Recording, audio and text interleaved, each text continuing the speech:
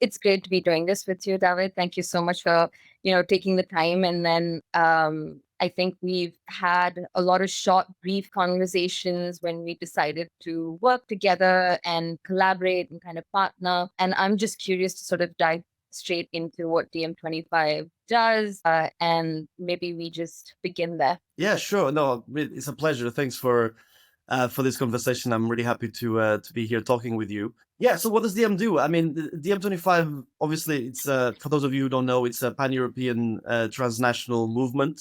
We were founded in 2016 after the capitulation of the Greek government at the time, led by Alexis Tsipras, the former prime minister of Greece. And during that period, of course, Yanis Varoufakis, our co-founder, was finance minister who resigned when the Greek government decided to turn against the people who had elected them to say no to the mandate of the European Union. That was basically just there to save the banks, not the people, right? That was always the biggest, the crux of the matter. And there was a referendum. They won the referendum, and even though they won the referendum, they still decided to do a huge U-turn. And so that was like really a really important moment, because at that time there was a lot of hope that progressives in Europe could come together and use that moment as a way to catapult progressive politics into the center of Europe. But with that massive U-turn that took place, it became very apparent that that wasn't going to happen. And what we've seen nowadays, and so DM was founded as a consequence of that, right? As a way of saying, Europe is going through is experiencing a kind of a postmodern version of the 1930s, with the rise of the far right everywhere across Europe.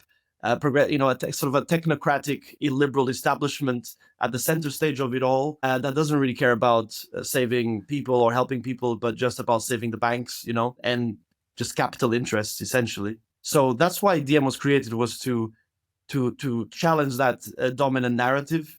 And I hate when people go, "Oh, I told you so," but when I look back now, 10 years later almost, next February 9th, it'll be 10 years since our founding. When I look back now, it becomes quite apparent that a lot of the things we were talking about are coming true. I'm not happy about that. It doesn't give me any pleasure to say that, but it is the truth. And so that's kind of what we're seeing, and I think just quickly to finalize on this point, it's important that progressive politics doesn't just happen in one country alone. And that's kind of the lesson that we had from Greece, right? And you can look around anywhere in the world, right? You can have progressive politics in one place, but if you don't manage to win the hearts and minds of people everywhere, not just in your own country, but across multitudes of different places, then you're not really going to challenge the capitalism, right? The system that we live in. And so that's pretty much it. It's like we're trying to fight for democracy in Europe, because in our view, there is no real democracy here. And but we'll talk about more. I'm sure we'll talk about that in a bit as well. But yeah, how do you feel about it? I mean, as a voice outside of Europe, how does it come across to you, looking inwards? I mean, from the outside, let's say. Yeah. No, I mean, I think, that's an important question, because I feel like when we are doing a project of reimagining what Europe would look like, it is not just about, a geographic region. It is about Europe's relationship to the global South.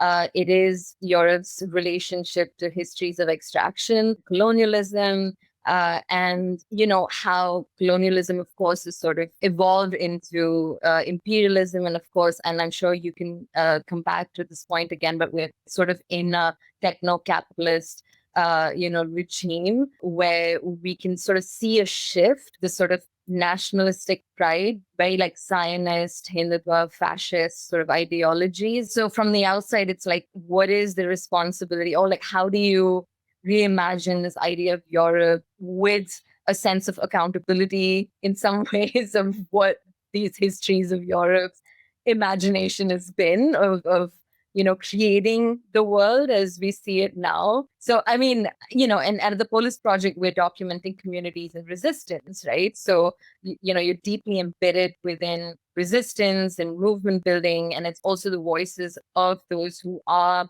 really directly affected by both the histories and the sort of formations of, nation state and and technocrats and new age oligarchs. I mean, all of these sort of factors now functioning in a very different way at the moment. And so I think from the outside, it feels like it still feels very abstract, right? Like there's this idea, and then it's like, but I'm here in New Delhi in India, and I think we've all been part of movement building, but we've also sort of been part of like the immigrant identity when we've tried to sort of move to the United States or Europe, and then you go through the system and you go through that experience. But again, in terms of building solidarities, it's like, how do we really do that? How do we understand, or how do we know if we actually know that we're on the same playing field, that we're in the same arena together, so that's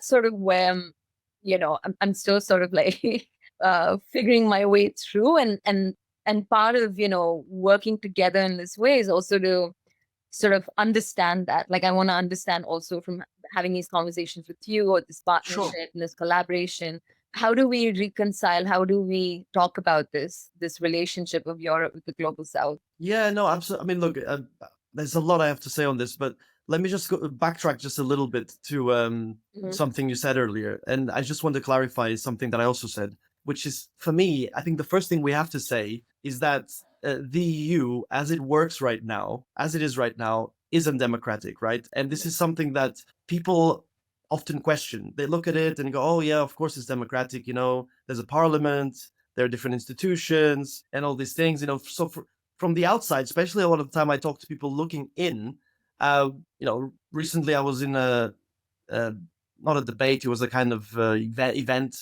organized by the Forest People's Programs, which is an organization that a friend of mine works for, that looks into protecting indigenous communities in mostly South America.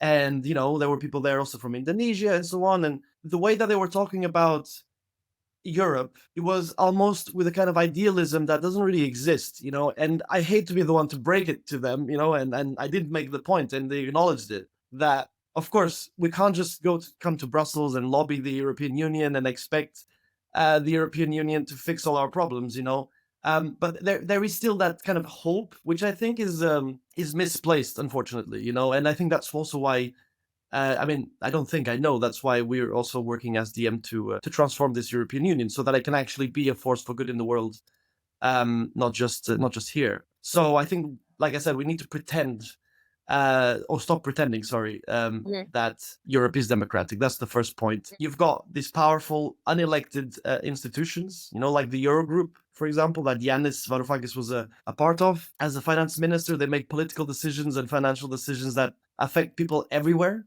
and they're not accountable. There are not even any minutes of the meetings that they're in. So European citizens have no idea what is being decided in their name. And I think most people don't know this, they don't realize how opaque this all is, right? And then you have like European Central Bank, like making decisions that, again, affect millions of people. And nobody's even voted for these people, right? For these guys. So, and I say guys because mostly they are guys as well.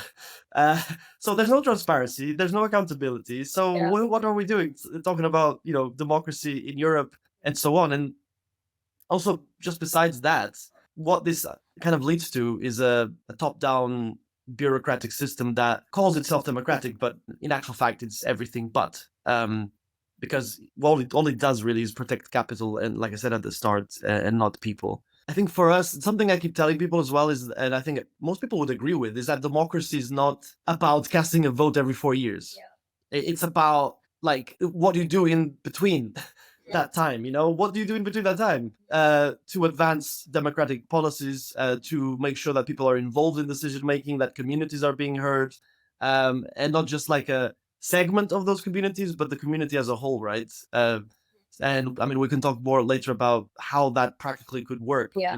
We have some ideas about that too. And just the last point I think to mention is that we need to talk about also the context right now, because as I briefly touched on earlier, we see the rise of the far right everywhere across Europe. We see it also in the US, also around the world, right? It's not just in Europe. The rise of authoritarianism, let's say. And I think we need to talk about like the root cause of that. It's not just like, oh, all of a sudden people woke up one morning and decided to be a fascist, it's like you're not like born and you're like, oh, I really want I want to be an authoritarian version of I don't know. You know what I mean? Like that's Yeah. not what enters people's. This is a design thing. It's something that people become like that, and they're scared. And nobody's really talking about the pain that they're going through. The far right is weaponizing it and taking their like fears and stuff. And turning it against the migrant and the other and all the rest. So this is also a consequence of the kind of system that we have in Europe today. So it's not just about culture wars. It's not just about sort of identity. There's a class analysis and a class perspective there that needs to be part of the way that we look into these things. And I think the left in Europe, or progressives as they call themselves, they just do that. They're like, oh, let's talk about just pronouns or statues, and it's like, okay, we should talk about that. Yeah. But in itself, it's not enough. It needs to be part of a broader critique, because we can't afford to live in a world where the rich keep getting richer and the poor keep getting poorer, where you're basically essentially being told not to look up, just to look sideways and to blame your gay neighbor or your trans person or something. And it's like, no, you should look up, because those are the people that are trying to make sure that you don't look up and you don't challenge their hold on power. So just to finalize on this, I mean, Europe, if it's going to be a democracy, it needs to stop. We need to stop believing that this system can be reformed, because the people who are leading it don't want to change it. And so no one's coming to save us unless we save ourselves, I think. And unless we save each other. No, and I mean, and I'm also like curious, like, because I think, again, I understand how I feel like, okay, there in some sense is a community, right? Like, I'm slowly finding that, like, maybe within my own vicinity, but then also globally, because I have that access in some ways, because of my class or caste position, coming from India. But I've also seen it fragment, like the left that you were talking about, because I'm curious to also understand what the left is in Europe, because, or what is the left globally? I mean, even that term progressives, and I bring this up often in like little citizen circles or in art and culture spaces where I've often, worked in, we see a lot of solidarity now, especially with Palestine. But I'm in India and there's literally no solidarity for Palestine, not as much as it should be at all, because of the kind of government that we have at the moment, and Israel and India pretty much, on the same side of an ideology that believes in annihilating an entire culture and people, right? What I'm trying to get to is, how do you, one, there was the left and progressive frameworks, I'm thinking also of the Bandung conference, and that sort of like took place, and it was a recent anniversary for it as well, like a couple of weeks ago. And it really saw a lot of nations that didn't have what Malcolm X called like the white man involved.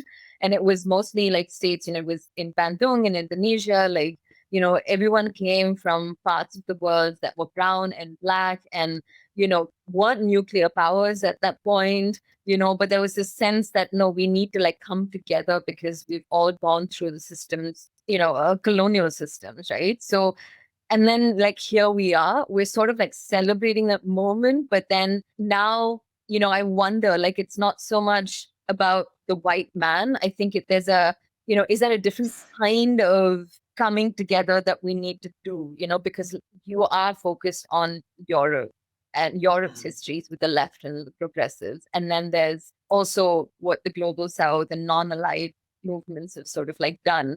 Do you see something changing there? Like, do you think we're going to come together differently, or, is it possible? I mean, what are you getting a sense of when you do the work in Europe? Yeah, it's a very important question, because I mean, we have been involved. Just to give a few examples, in which you might be aware of already. We co-founded the Progressive International, which is it's like almost like taking the M25's ideas of democracy, but kind of going beyond Europe and really reaching out to other parts of the world, especially the global south. Yeah. And specifically, I mean, the Progressive International has been involved with a lot of different projects, but one of the latest ones is the Hague Group, right? I was there in the Hague, with Yanis Varoufakis, Jeremy Corbyn, and everybody else, representatives of, I think it's 13 states now. I'll correct that if I'm mistaken. And also, there is more activity going to take place on that front, right? on Nakba Day on the 15th, we are coming out with a campaign on to promote the Hague Group, to try and get more people involved in that, practically speaking, as well. So it is, I mean, that's just one example, right? The Progressive International. Beyond that, I think we need to also talk about the fact that Europe has never really dealt with its colonial past, right? Like it just hasn't, and it's still playing out today. So Europe, as it is right now, and as it functions, cannot be the kind of body, if you like, that has any kind of leadership role, because it will do exactly what is against human necessity and human need, right? And I don't think it's just about what has happened in the past. Like I said, I think if we look at what's happening today, if you look at how Europe treats African countries, if you look at outsourcing its border control to regimes that violate human rights, enforcing trade deals with that strip countries of their economic sovereignty, paying Turkey billions, if I'm not mistaken, to get to make sure that they don't allow migrants to come into Europe. When you look at in the Mediterranean, these illegal pushbacks that are actually basically murder. That's what it's called. That's what it should be called. It's basically murder, because people are being killed just because European leaders don't want Europe to, even though Europe needs people from all over the world. It's absolutely insane. It's like an aging continent, and also a very stupid one, it seems. So that's why we are trying to, it's like Europe is like behaving like an empire, but with a kind of tie and suit and waving the flag, and it's like, oh, okay, look how good we are. We're so nice. We've moved beyond our colonial past and all the rest, but we haven't, and it's like we can't talk about democracy in Europe unless we're also talking about demolishing those global hierarchies, because they're not accidental. They're completely designed to just keep capital flowing into Europe and extraction going to the south, right? So it's like internationalism, I think, cannot be seen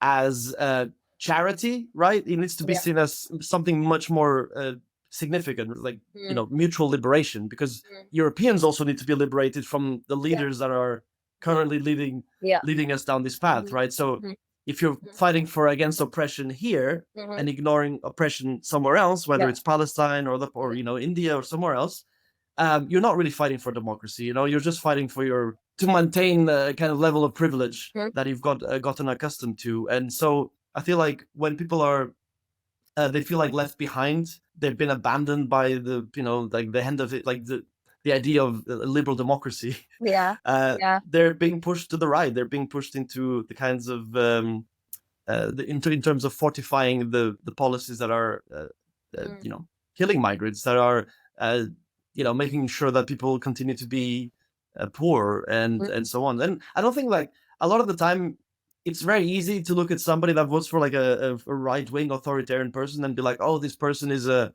it's very easy to just say, oh, they're a fascist. Okay, maybe they voted for Trump, maybe they voted for Modi, maybe they voted for whoever. But okay, let's look at why that is happening. Sure, there are people that are like beyond saving, if you like, but I like to think that if you're in politics, you have to believe that public opinion is not static, that it's like it changes, right? And that you are able to convince people with your ideas. But if you are condescending and patronizing and looking down at people, you're never going to get anywhere, And I think that's where politics is kind of at the moment, and whereas the far right gives them a target and an enemy, something. Sorry, no, I was cutting in, but I really like that point that you made about liberation, because I always feel like equality or justice or truth without liberation means nothing, because to liberate someone, from the sort of oppressive frameworks from which they've been manipulated into being as well is important, because, you could have, I think about Guantanamo Bay, there were prison guards that were women and men. Maybe they were equally represented, 50%, women, 50% men. But what were they doing with that equality? They were torturing innocent Muslim men because it served the idea of a war on terror, right? So even now in India, we're sitting sort of at the precipice of this tension between India and Pakistan. And there's this, there was this image of women from the armed forces sitting with the defense minister. And it's all about women power, like, it's like, look who's leading this onslaught, because, Yeah.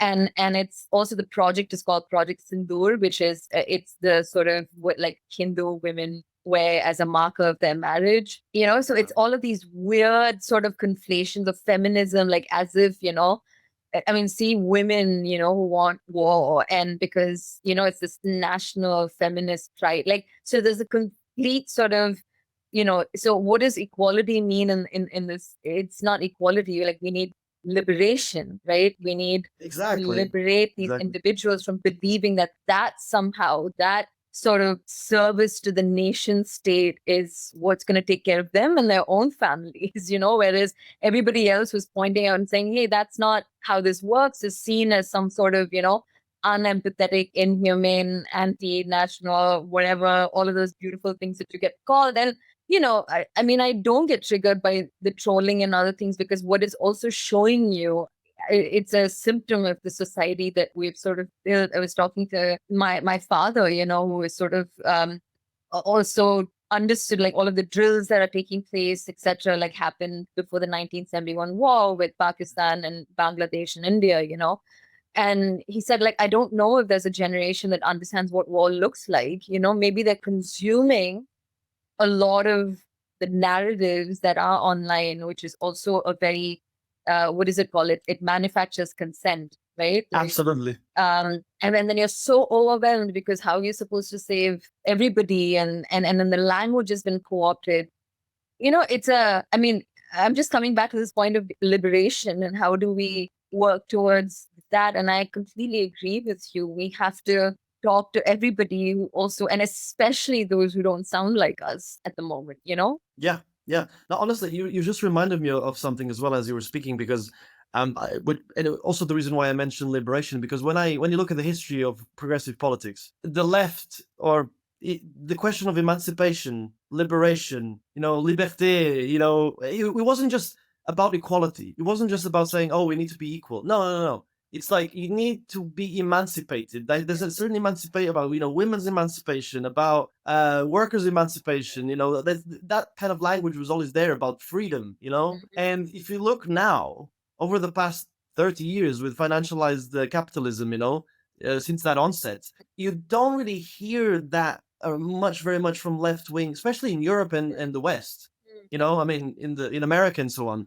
That kind of language has been sort of dissipated, and what you get instead is the far right calling themselves the Freedom Party and this and that and the other, when they're not, but they're talking about it, And so when people see, oh, they're talking about freedom, they care about my me and my place in society, they're gonna go and vote for them, And this is really linked to what you said about the narratives, the manufacturing of consent, right? Like that Edward Herman and Noam Chomsky have obviously written about. And if you haven't read the book, I obviously recommend people out there watching. If you haven't read the book, you should read it. And if you haven't seen the documentary, it's also available, I think, on YouTube for free. But yeah, that question of narratives is like it's a good one, because we're so used to thinking about democracy in terms of like votes and institutions, but the stories that we tell are just as political, right? And so narrative democracy is, I think, about asking, okay, whose stories are being told? Who's shaping the conversation, and who's not being heard, and who's being erased, right? Who, like, there's that famous quote, that history is written by the victors, right? So that's a kind of narrative, because everybody else all of a sudden just does not matter, because they did not win. So you only remember the ones that won, right? And I think when you look at the media and cultural institutions in Europe, but I'm pretty sure also, in India and elsewhere, it just reflects the elite perspectives, by and large. So they don't, for example, talk to you and tell you about what it's like to be a migrant worker, like a delivery worker, Uber, Deliveroo or something in Paris, or like a queer Palestinian artist trying to survive censorship in Berlin, or, like it's like those stories don't really fit the overall overarching brand, so they're kind of excluded. And I think that's also part of how the system is designed, right? It's designed to make sure that those voices are invisible, that they are nullified, because that's the only way you can function. Otherwise, the system wouldn't function in that way, right? It's also one of the reasons why we created this Meta, which Mhm. is this center of post-capital civilization, not to like represent those voices, but to to amplify them, to center them, to give them a space to be heard. Mhm. Because I think if you can't imagine Yeah. something better than what you have right now, Yeah. you'll just settle for what exists. And I think that's kind of what people have been Mm. doing, settling for kind of a dominant culture that they necessarily might not even agree with, but because they don't know, they don't see another alternative, or they don't understand another alternative, or they have never experienced it, Mhm. then that's what they kind of settle for. Yeah. Yeah. No. And So I wanna ask you what your thoughts are, especially because I mean I've been thinking a lot about as human beings, there are like two things that really work for us, and that's also what's weaponized. One is the sense of belonging, right? Which is what we've been talking a lot about now. Like, you want to belong to something, you want to belong in a community, you want to be seen, and you want to be heard by those who are around you. And that's like where care and community and that kind of camaraderie and love kind of exists, right? And that pushes you, because we need that. We're human beings, and we are very, as I say, we are very fragile. We could go either ways, and that's really part of transmitted justice, frameworks, which is coming to what you were also saying. It's moving away from carcerality, like, oh, if you do something wrong, then we punish you by like sending you to prison, which is what has been weaponized as well within our politics now, right? Like, you look like this, so you need to be in prison. Or and then prisons need to exist because it leads to where I'm going next, which is these industrial complexes, right? Like, it's about money, right? Like, yeah, democracy used to be, if there's I was reading this book. It's a short history of democracy. It sort of talks about how it started out with assembly democracies, mostly actually in what is now called the Middle East, but like in Syria and Iraq, where people sort of like came in, and you discussed and you had conversations about how to actually keep power in check until the idea of the military sort of came in, like the military defense body. And so there was the figure always of that one sort of like, you know, um, powerful military sort of like, head that sort of like leads, the army. And so his power started to sort of, like really increase within like how society was organized. But democracy has gone through a lot of different shifts since then. It's not really like citizen led, but money has come into this sort of equation. And like, so the other thing that human beings need is reward. You're rewarded for something, you feel good. And I feel like that's what all of the Black Mirror episodes tell you. It's like, remember there was that one episode where there was this guy, it was about a TV show, and then he was sort of like, he was protesting all of this. He's like, the system, it was like us, right? We're all fighting against the system. And eventually, they're like, oh, why don't you do this for half an hour on this show and you get this money? And then his rage kind of became, profitable for the system. And then he just got sucked into it. And, I mean, it's a really great show because it just tells you exactly where we are, like, especially with technology and how it's not so much about just like drones and, that are sort of being used at the moment to annihilate like entire populations, but also it's in our consciousness. It's in the parts of us that are seeking liberation. If we had to have another kind of reward system, like, what would it even look like? Like, why should we do this? Because it feels like unending. It's overwhelming. That's what the system wants you to feel as well. But do you feel like you've thought about this? Like, how do we do this so it feels like resistance is like as desirable, like liberation is what you should desire, as desirable as like lipstick or fancy cars or something. yeah, yeah, Fisher no, talks a lot about this, but like, like the libidinal economy, right? Like, what yes. makes you like desire this? Like, I feel like that's also sort of vanishing. I don't know if you thought about it. I'm just kind of No, thinking out loud. yeah, no, I hear what you're saying, and I think there's it's interesting because we've always talked about, when we talk to people who are joining our movement or any kind of political activity, right? Like, you always have your reasons and your rationale. Like, for me, it was the fact that my parents had just moved to England. They were economic migrants. They didn't have enough money, so they were trying to make a life better for themselves and for me as a teenager, right? So I always had the sense of like, okay, I need to do this because my personal experience tells me that it's fundamental and necessary. Otherwise, because the story of my family was like a story of hundreds of thousands of millions of people in Europe, but there's all around the world, right, where people are just moving around or facing displacement or something like that. And you kind of you either internalize that and you feel, okay, I need to do something about this because underemployment is a real problem. Involuntary migration is another problem, because you're just moving not because you want to. Like who the hell moves to like Berlin or the UK for the weather? Like nobody really. You just move because it's like you have to. Yeah. So it's like I think that's one question. So on one hand, it's the fundamental point that some people will just get involved, try to change the things because they feel like they've gone through that and they don't want to ever experience that again or other people to experience that. But there's also true that the better off people get, the better how do we involve middle class people or in a struggle that is their own as well, Yeah. but that where they're not the ones ultimately suffering the first initial consequences. How do you make them care? And so we talk a lot about making getting engaged in activism and politics fun. It needs to be a bit fun. It can't be seen as a chore. So when we talk about like citizens assemblies and worker councils and cooperative led factories and stuff like that, like participation shouldn't be seen as like, oh my god, now I have to actually do work. I have to get in. Like, it shouldn't be seen as a chore. It needs to be seen as something that empowers you, that liberates you, that gives you a space that you didn't have before, right? And I think you only get that through experience. Yeah. To be honest, I think you only get it through that experience.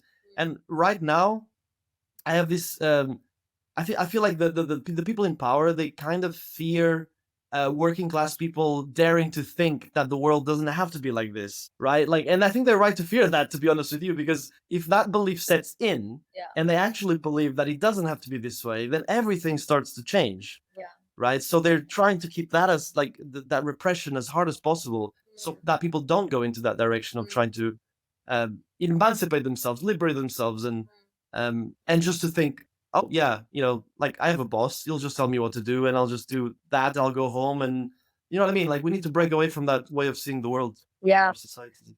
I mean, but it's also like posing an interesting question for me because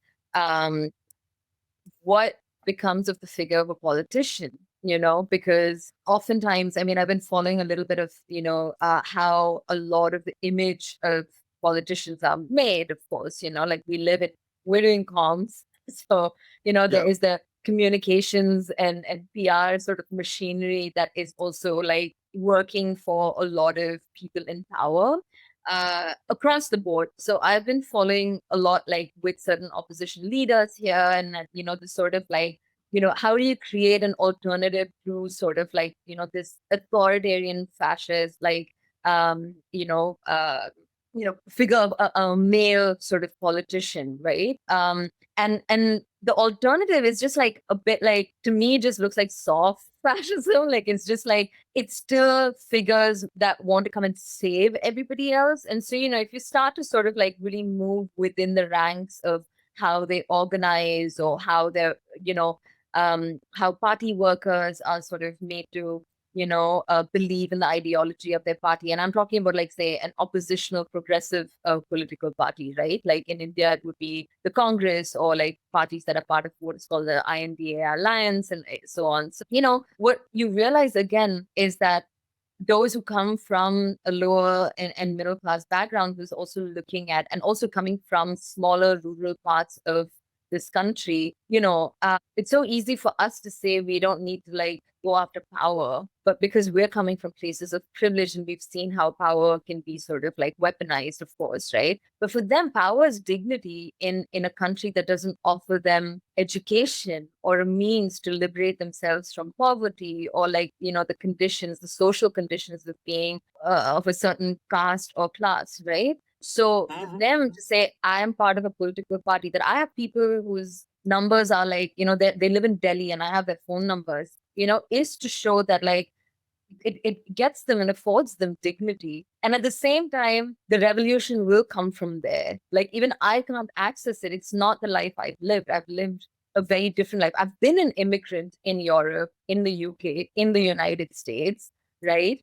But I do come from a certain class and class position. And if you see, those are the people, like, right, like that are now sort of in positions of power within like a Trump administration and so on, right? It's upper caste and upper class. It's not like the working class that went to the United States and then, found liberation or hope. They're still here, And I'm wondering about like that figure of the politician, or like the figure of like that one man or one woman that leads you towards liberation. Does that still work? Because I feel like would that I mean, do we need saving, or do we need to actually like learn, like do we, like you said, it's movements, it's going to come from the middle class and the lower middle class, right? So do we move Yeah. away like how we structure the way that we imagine democracy or even our movement building? Yeah, no, that's a very fascinating point, really. And on the question of power, I feel like I think we need to question and we need to be aware of that there is an authoritarian voice within all of us potentially, Yeah.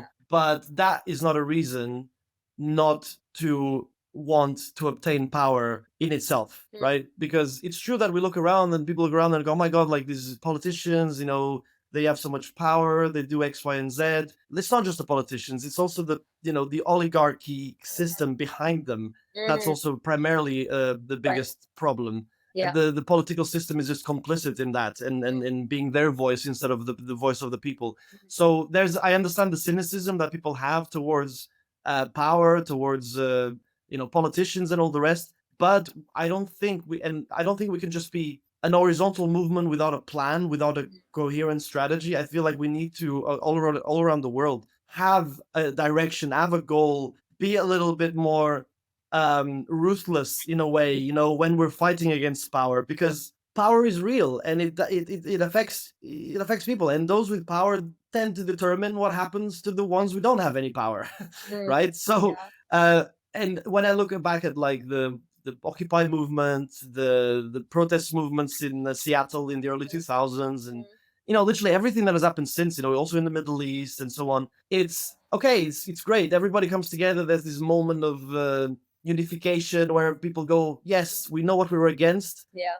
But okay, how are you going to organize that to transform the situation you're in? Because I understand you're angry. I understand you have, you're on the streets, and your parents probably are suffering, or maybe you don't even have any parents, or they've been killed, or whatever the situation is. But you need to have a bit of a plan about how you're going to conjure up or bring together this agglomeration of anger and frustration into something that is actually like system changing. Because if you don't do that, what we're going to have is a kind of elitized version of democracy that excludes people that are cleaning our cities, that are harvesting our food, that are caring for our kids and all the rest. And that's not democracy. It's kind of like I think I would call it something like an apartheid with balance.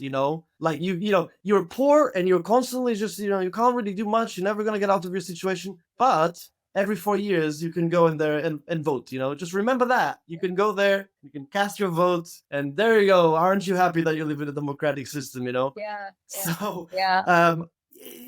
and I think that's what you see. That's when you see really how hollow a democracy is. When it doesn't. But if you need a passport to participate, or what kind of democracy is that really?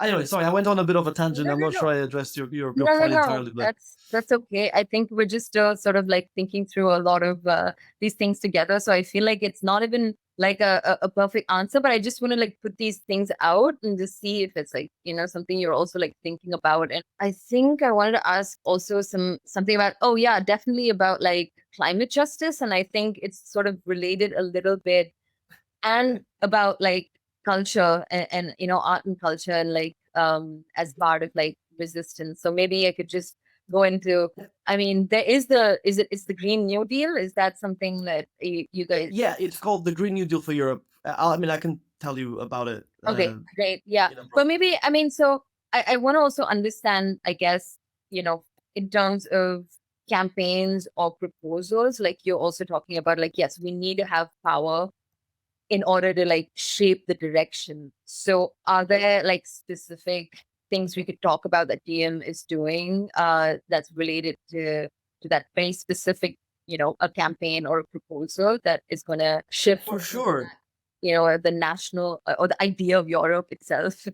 Yeah. Yeah. I mean, it's a big thing, right? And remember that for everybody watching, we're funded by just individual members with like that support us with small membership fees. We have a tiny budget. We have to pay for travel, accommodation when we do have events. Sub salaries, mostly part time. So we don't have a lot of people on the payroll. It's very difficult. So also, I think it's incredibly important to I like not to see us as like the saviors of Europe, and we're gonna no, like it's not that kind of biblical scenario, right?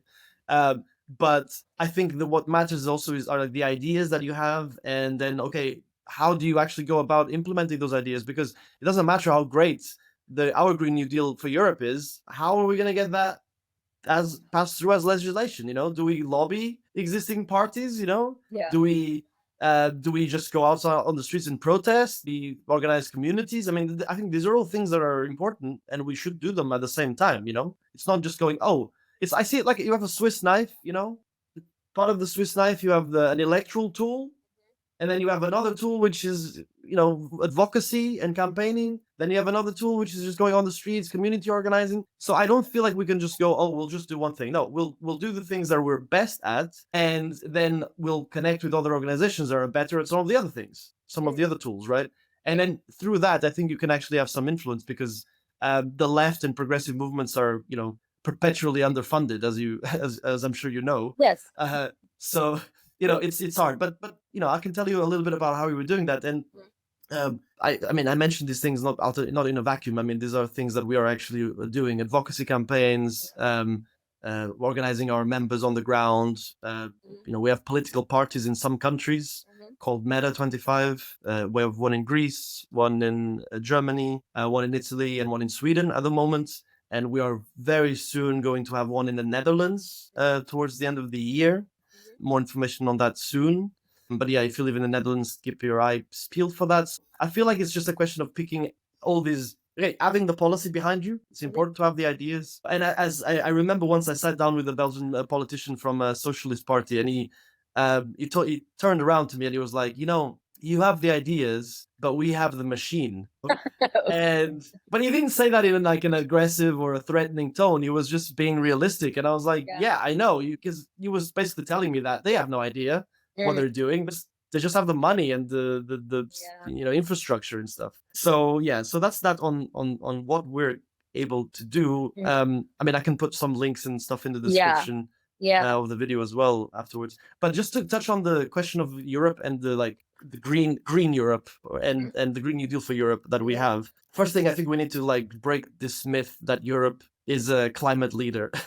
Europe is not a climate leader. Let's just say that very clearly. It's a leader. I mean, it's leader in something. It's leader in outsourcing emissions. It's a leader in greenwashing. It's a leader in pretending that this green transition isn't built on extraction, for some reason, they love to pretend that. But what about those lithium batteries, for German cars, they come from usually devastated communities in the global south. Then you have solar panels, which are often assembled in borderline modern day slavery conditions. And so we're not as DM, we're not interested in a green capitalism as some people are talking about. It needs to be something different. So I just want people to understand, because when we campaigned on the Green New Deal for Europe in 2019 for the European elections, because the word green was in there, it wasn't quite obvious to people what it was about. And it's so much more than just, oh, let's have electric bikes, or let's have bike lanes or something. It's a really transformational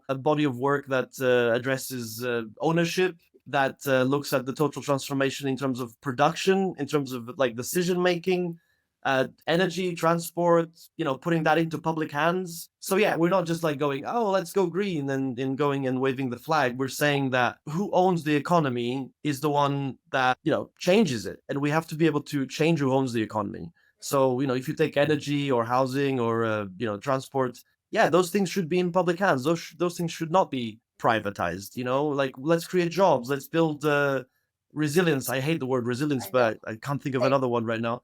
And just make sure that these communities that have been exploited the most all around the world are the ones leading that transition. So I think the climate fight is a class struggle, and it's also a geopolitical struggle. And I'll just give an example now of Greta Thunberg. She's been obviously campaigning a lot about the climate, and she had a big following. Even the green capitalists, wanted her to speak at events and stuff. And then all of a sudden, she started talking about, oh my God, she said the word Palestine, and no more, apartheid, Palestine, Zionism. Oh my God, no, yeah, like she's not been given a platform anymore. yeah, So I think that we need to build, if we don't build a transition that works for working people and for everyone in general as well, the far right will just hijack that, and they'll just claim, yeah, like climate is a hoax, the mm, climate mm, crisis, and honestly, people will believe it, not because they're stupid, I think, but yeah, I think just because they're scared, and because, yeah, at the end of the day, they're being made to pay for a crisis that they did not create, yeah, yeah. and that's for me is like the biggest point here. So yeah, Europe being a climate leader and caring about, no, let's just quickly like demystify that. Yeah. No, and so then are there, just like we've also sort of like you talked about tools, and different parties or stakeholders have different tools. And so like, the Polis Project, we're just pretty much documenting, as I said, like communities of resistance. So it's their stories, right? Like so it's like this sort of need to in different ways ensure that we were talking about who writes histories, who holds the narratives. So it's to ensure that that platform exists, and of course, the struggle for it's not even just about money. Like at this moment, Trump is coming down hard on anybody who says Palestine or is on the side of humanity. Actually, then you're just going to Yeah. be the institution has ways of like pulling the carpet from beneath your feet, and then then you just don't get to function. And so then you have to also find alternative ways, like how does autonomous funding work, or how do we partner, how do we collaborate, how do we incorporate somewhere else, and still survive within that system. And so I think, I mean, I'm also like curious then, like when you take something like the Green New Deal, when you are talking about climate and climate action, are there partnerships, or are you working with those within the global south in some ways? Because also, yeah, I mean, Europe is not leading this fight for sure. Uh, and I remember there was this whole moment where the Anthropocene was a thing. And then, Yeah. a lot of indigenous scholars had to come and say, like, I mean, there's a lot of indigenous culture has already been speaking around the effects of, I mean, our relationship with nature, right? Like, and therefore, what's happening with climate change and how it's going to affect communities. But the knowledge of how we can move away from this extraction or extractive economy exists within indigenous culture. So I'm curious if there are conversations with other leaders and communities that are part of, outside of Europe leading this conversation. Yeah, no, I mean, I'm probably not the best person to answer that question just because of my role within DM, but I'm sure that, I mean, the Green New Deal was a paper that was put together collaboratively by different people, right? And by Mhm. members of our movement. And those people have been, influenced by papers and documents from other organizations, right?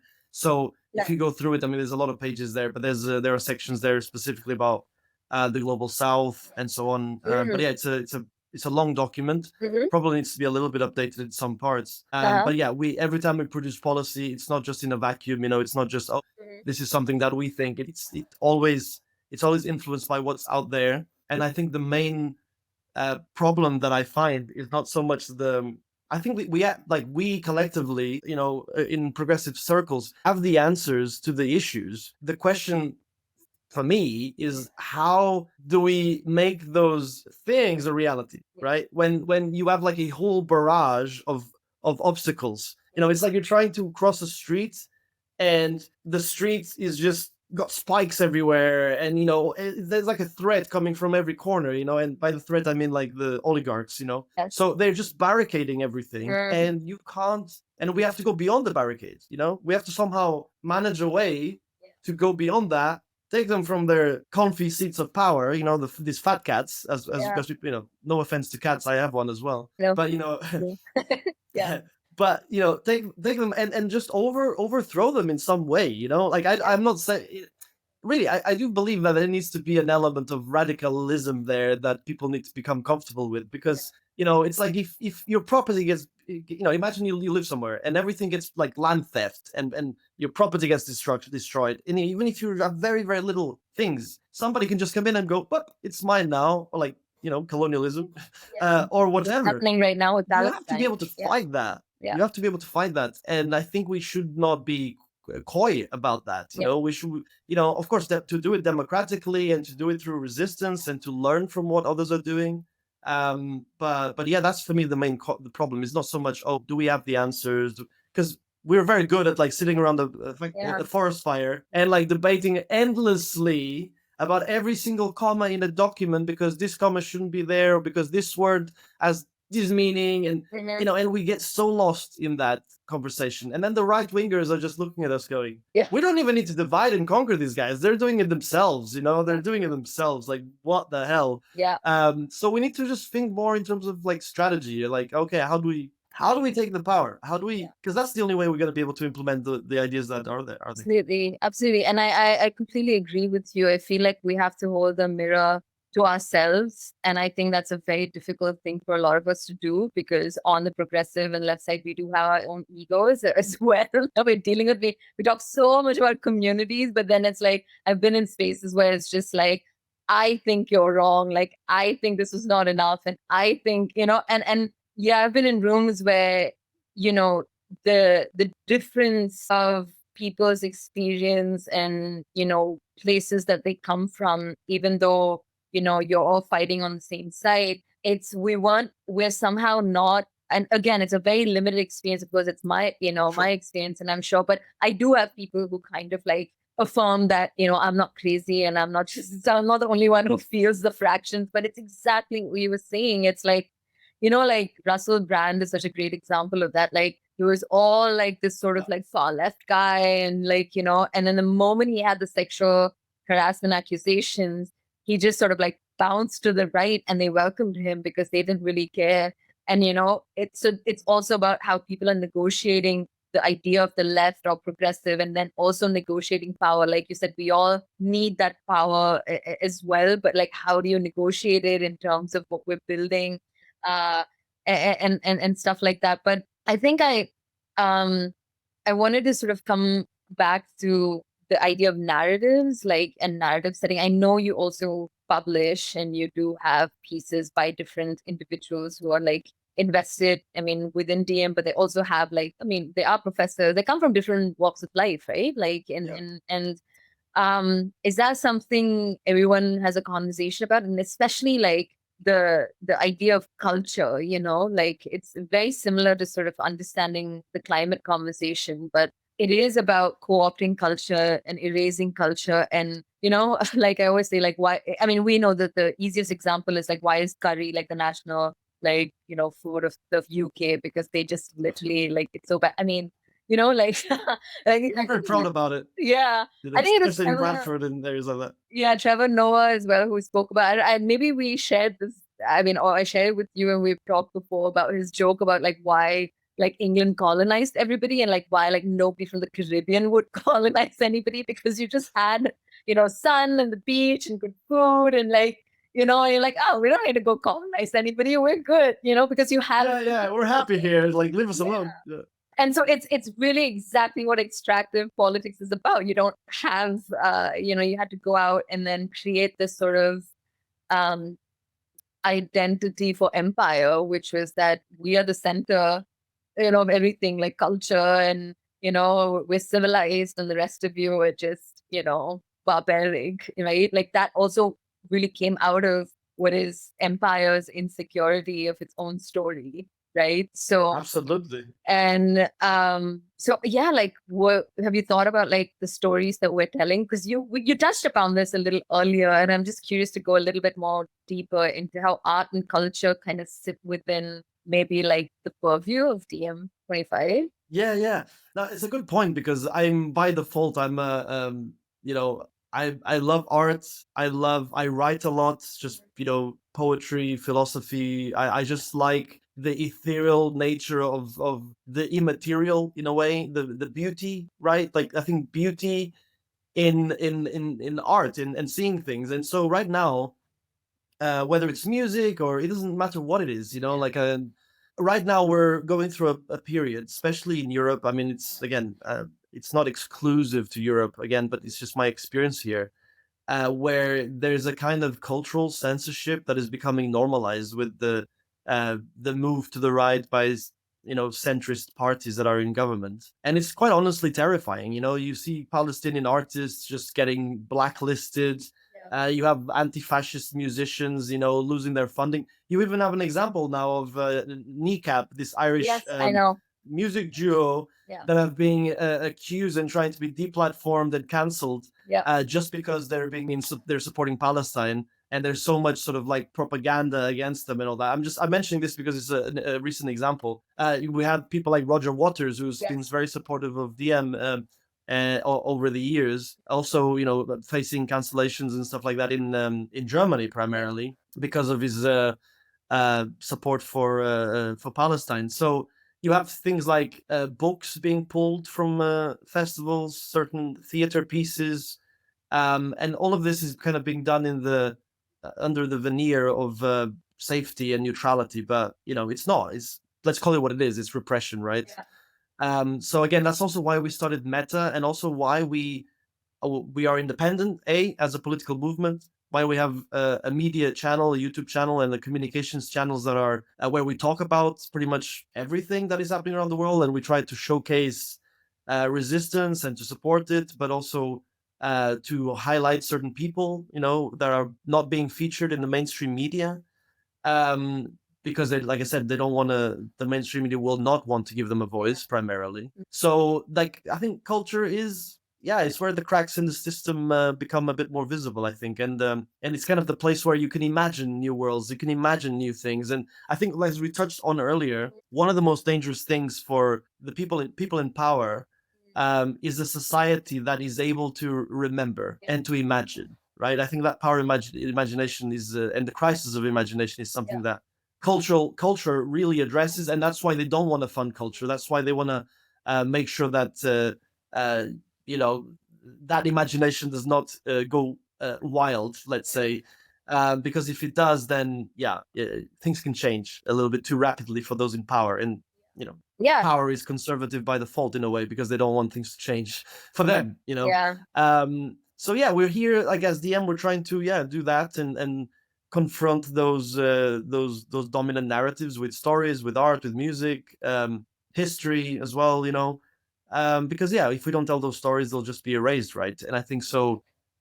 We have to constantly support cultural projects and exhibitions, anything from the intellectual to the highly populist. Really, it's really important that we insert ourselves in that space and don't allow that space to be taken over by Yeah. um No, weaponized. and I think it's also important because like that imagination is also like what comes back to what we were saying earlier about like, the desire for resistance, or like the desire to resist something, is because you have to have the faith that, what you grew up, your culture, the food, the memories of living on this on a land, and what it's held for generations, stories it's held for generations, that it exists. And so it gives you the faith that, like, I have to fight for this, right? Like, so imagination is also about like being able to therefore like stay true to wanting to fight or resist. And that's what we're seeing in Palestine now as well, right? Like what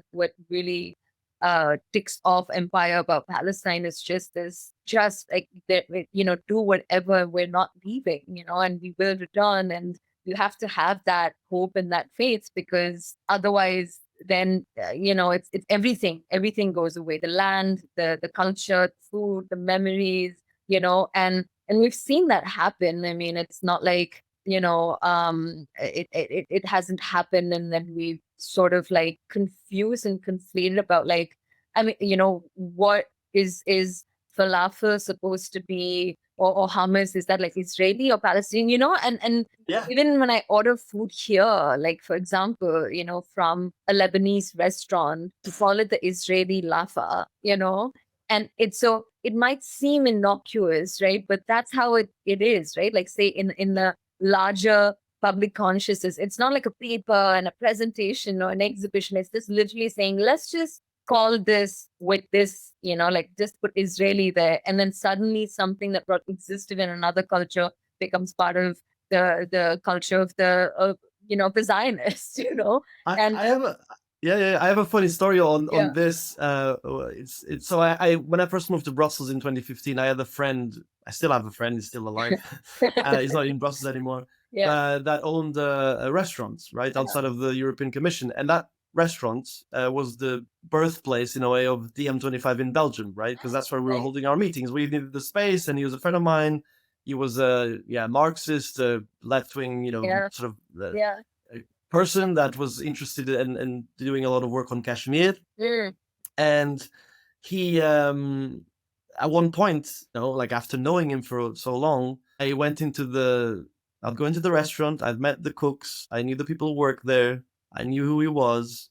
And and they were all Pakistani, Yeah. right? And, then outside the restaurant, there was a huge sign. I don't know if I told you this before, but there was this huge sign in neon lights. Okay. The restaurant was called Darjeeling, like the Okay. tea, and it said Indian restaurant, with this like sort of. And at some point, I was like, after knowing all this information, I went up to him and I asked him like, why did you call it an Indian restaurant? I mean, I don't mind, it's you do you. Yeah. And maybe but I was trying to figure this out because I know you're all Pakistani, and I just thought, okay, maybe there's a really good explanation to this. And he was like, he looked at me and he was like, David, have you ever heard of Pakistani food?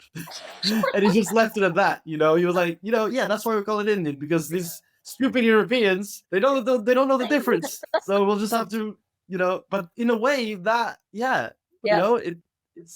it changes things. Of course, it's a different example from what you were saying. No, but yeah, but you see this a lot. it's this sort of like a strange, like different ways in which the language, is shaping culture, and sometimes it might feel like so innocuous until you really go back and understand like the histories of empire and nation states and oligarchies and power and all the stuff that we've been like talking about, and I think yeah, no, I mean, I don't know if there's any other questions you feel like you want to. Yeah, I just think like there was just one aspect that I think is worth just emphasizing, which is about solidarity. Yeah. I think that people in Europe, people in Europe a lot of the time they talk about solidarity and so on, but it's like a virtue signaling. Yeah. It's virtue signaling. Yeah. It's wearing a pin on your jacket. Nothing wrong with wearing a pin on your jacket. Like, okay, signal that if you want. I do it sometimes, but it can't just remain in the realm of symbolism, right? Yeah. Like, it needs to be practical. That's what solidarity meant all the time. That's what it needs to mean right now. When you feel solidarity towards somebody else, you go and you help them. You don't just go, oh, I hope they're okay, right? And I hope things get better. That's where everything goes to die, basically. So it's about, it needs to be about sharing platforms, in some sense, at the community level, sharing, risks and resources. And, for example, on Palestine, just to give a concrete example, it's not enough to just put out a statement. Yeah, and of course, we will put out a statement every time something happens, and we react and so on. But it needs to go beyond that and pushing for like like a EU arms embargo, right? It needs to be about like backing BDS and giving Palestinian voices some space, not just during a war, but in general, generally always. So Palestine is an example, but it could also be like Sudan, in Congo, Lebanon, or other parts of the world, and connecting them with existing European movements. If there's a capacity for it, if the organization capacity is there to go beyond, in like, I guess co-strategizing, maybe co-funding some projects if possible, and so yeah, like just a last point to make from my end. I think, and this is something we say at DM a lot, is that oligarchy is global, capital is global, so our resistance must be global as well. And that's why you can't just do things in one place alone. You have to internationalize. You have to look at the big picture. Otherwise, I think that's the vision, like a new kind of internationalism that is rooted in material support, right? So when Cuba is sending doctors to Africa, or to Angola or somewhere, like it needs to be that. It can't just be like, oh look, I care about Palestine, or I care about whatever. Because we need to resist the far right. We need to also resist that sort of technocratic center, which is not really center anymore. Because if we don't do that, then I think we'll not be able to get out of this situation, So yeah.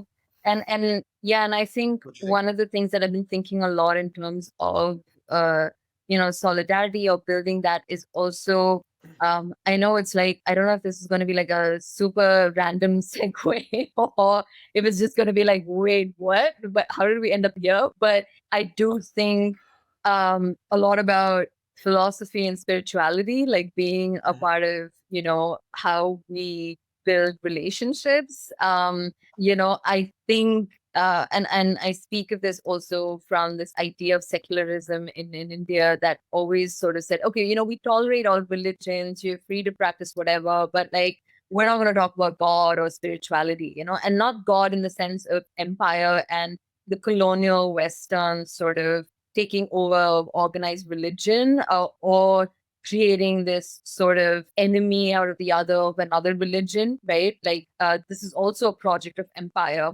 And I feel like, I am sort of, especially if, when we start to think about indigenous cultures, especially when we start to think about, how fascism really removes faith, not like faith in terms of religion or spirituality, but also just faith in each other. I think it's about believing in something larger than ourselves. So it's also about, I think, there is a term for this, and I know there's like stuff written about it, and I can't like remember the exact sort of like theoretical frameworks, but it is stuff that Mark Fisher spoke about. Like, he was a professor that I studied under as well. So it just keeps coming back to a lot of like his ideas. And it's about taking two really opposing ideologies and bringing them together, like luxury communism, like it's sort of like saying, okay, how does science and spirituality are actually going through a conversation at the moment as well, like especially with quantum physicists and mathematicians and this idea of, the universe. And I say this because, if you've been watching the live stream Genocide over the last, over, 2 years. I mean, and of course, a genocide is not just what's live streamed, it's also like the act of starvation. And there are many tools that, the Zionists have been using. But what we've been watching, if you look at their videos, they always take the name of God at the end of it, right? They say we come from light and we go back, or this is a larger plan that God has. And I really want us to think about that. I really want us to think about, when there are people, like I said, if we are working with those who are part of a resistance, we have to listen to what they're saying and what they believe in and how they're thinking about their own place. And I just want to put it out there, like that we shouldn't shy away from thinking about philosophy and spirituality, because I think it's also about who we become and who we're thinking of, becoming, because it'll need a lot to sort of hold your ground when so many things are collapsing and fractured, even within left progressive spaces, right? I've been thinking about that a lot. No, it's interesting you bring this up, because it's something that I've also been thinking a lot about. And I agree with most of what you said. The only thing I would say is that I think it's important that it doesn't turn into this situation where we're expecting somebody to come and help. Right. Like a messiah. Where it becomes a way of going of not assuming a responsibility for the struggle, which is hard to do when you're already suffering, but nobody's coming. I think we need to just be like, believe in what you want and have a spiritual and awareness of the world, and the fact that we are great, like tiny grains of sand in an infinitude of time and space that is stretched over time and ever expanding. It's absolutely insane that we're in a planet that is basically like floating in space, Yeah. that is expanding at an incredible rate. And with so many millions of galaxies, we don't even know what's potentially out there. We're never probably gonna know. Who knows? Maybe at some point we will have more, be able to like learn more. But and of course, science is still Yeah. developing that understanding. Yeah. So I understand where that spirituality comes from, because it is deeply, I'm in awe every time I just think about these things and about our place in the world. But I think it needs to come from a place of going, okay, having said that, I still need to be the one, and together with my comrades and friends and other people, that change our material conditions, because nobody else is going to change those material conditions for us. You know what I mean? So yeah, it's like having that's why I have a difficult relationship with hope, with the idea of hope. Yeah, Me yeah. too. But I anyways, I completely agree but I do agree that there is that convergence, especially in quantum physics and all that. Yeah, no, I think that's also not so much for hope, and I think it's more about like having faith in each other, and in that I believe that we can do this and we can make. But I absolutely agree with you that it's about bringing all of these different ways of thinking, and maybe seeing if something emerges from that, like not to sort of say no to something and not get lost in just like some sort of like self-indulgence kind of like exploration of the world, and then like everything is like, I mean, there's like material consequences to what's happening. So but it's like, how do we sort of stitch all of this together? And it goes back to, that's how like allyships are built on solidarity, because we are human. I mean, to be human is to feel so many different um so many different things about how to understand the world that we're trying to rebuild or reimagine. So yeah, I think I just wanted to throw that into the mix, because why not? But it's, I mean, yeah. But I agree I with think what it's you're fascinating. saying. It's about how to bring all of this stuff together, and then like go back to what we're working towards, which is actual material Exactly. philosophical Because change. Yeah. I feel like that's a lot of the spiritual thoughts and ideas and have come from the East, and then as soon as they arrive in Europe, they immediately get commercialized. Yeah. Whether it's like yoga with dogs, with puppies, or whatever it is. It's like it always becomes commercialized, and it always takes on this kind of like, oh, how do we make money out of this, and it all becomes about, oh, do you want to change yourself? Because we forget about changing the world, because we can't change the world anymore. That's a dream, what the hell are you doing? Go to the gym, center yourself and find yourself, and it's all about the self, and it's not about the others, and that's the problem that I have with this kind of how spirituality has been taken to mean that for the majority of people, where actually it's means so much more than that. Yeah, absolutely. That's like the well-being industry, right? Like, it's fine. Just talk to these counselors, and when your professor takes his life, or like, oh, is it, we have encampments, but we'll have like well-being coordinators in universities, and university is not the problem, and it's not like, it's just it's just emotions and a childhood or something, so yeah, I completely, I mean, there's an absolute takeover. I mean, that's what capitalism does. It takes over everything and sort of makes it a profitable uh entity, including basic human emotions like love, or community, and brotherhood. It becomes like a commodity. Yeah. It becomes commodified.